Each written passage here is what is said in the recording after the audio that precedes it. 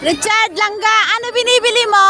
Bili ako ng Pinoy pancake hotcake. Wow! Very unique. Kayo lang nagbenta nito. Oo nga. Ang lambot talaga niya.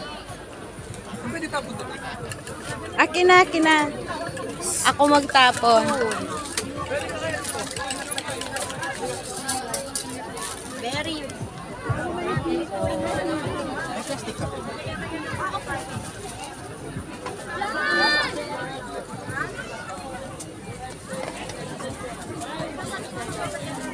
Pink, tingnan mo yung malaking plastiko na pink. Asan ang basurahan mo, te? Doon sa doon.